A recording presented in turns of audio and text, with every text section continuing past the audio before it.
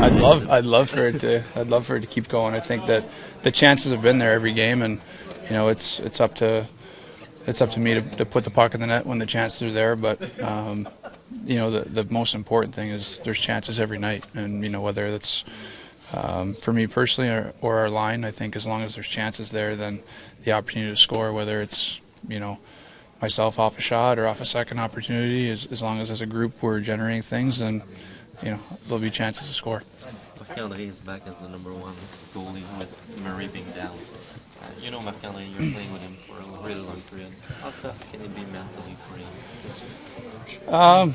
Yeah, I mean, when you're used to playing every night and have done it as long as he has, I think that there's definitely an adjustment there, and he's handled it really well, and I think he's been a great teammate. He's had a great attitude when he has gone in, and you can tell like he's had some fun, especially the last few games he's been in there. It's been some tight games, and he's made some huge saves for us. And I think it's one of those things where we're very fortunate to have two capable guys that can go in there. And Flower's been getting the bulk of the starts for a really long time, so I'm sure it's an adjustment, but they're doing a great job of the situation. I think that they're great teammates. They're very supportive of one another, and we're very lucky, as a team to have two guys like that. As a friend and as a teammate also, were you touched by the reaction of the crowd when they started cheering for Marc-André last game?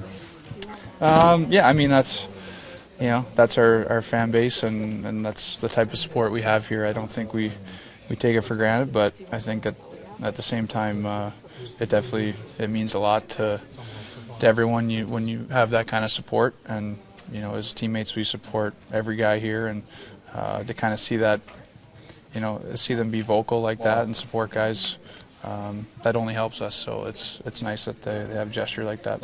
After tomorrow, you guys go on your bye week. I wonder, obviously everybody wants to have a week off, but I mean there's a cost. You guys had the compressed schedule. It makes it a little more difficult. Do you think it's worth it in the big picture? The bye week? Yeah, I do. I mean, I think this year's probably not a great indication of having a bye week just because everything's shortened because of the World Cup. But I think that, in a typical year, I think, that can definitely go a long way for teams, and it's never going to be a perfect time. I mean, it may work for some teams, it may not work for others. I mean, in the case for us, we're a little banged up, and it's probably not a bad time. So it's worked out well as far as being able to kind of get guys back to health. But I think that it's a nice thing to have, and guys can do what they want as far as how they approach it. But especially for us coming off of a pretty long year last year, it's probably a welcome 5 days. With Mike getting his contract extended earlier this week, what have you found in your career helps coaching messages last and have a buy-in from players long term?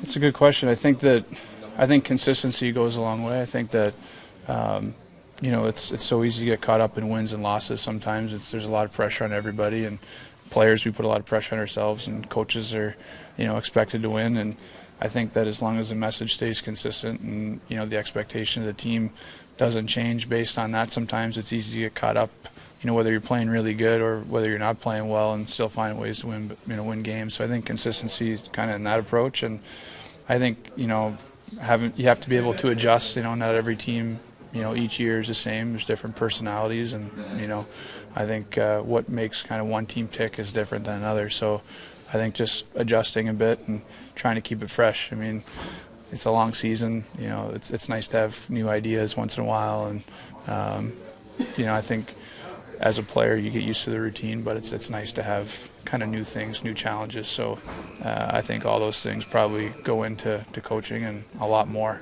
behind the scenes. But I think as a player, those are kind of things you probably look to. Has he changed it up a little bit this year in terms of tone or delivery of the messages? No, I think his message has been constant, but I think as far as what he challenges us to do is probably, changes based on who we play. And, there are teams that are a little bit more physical, and, we're not necessarily a physical team, but sometimes, it takes a coach challenging that a little bit to bring that out of you. And, in a skilled game, if he thinks that we're going to be tested defensively, then maybe it's challenging us to make sure that we're a better team defensively and don't get caught up in a 6-4 game just because it's convenient for us. So I think the biggest thing is just challenging guys and kind of know what buttons to kind of push for each individual guy.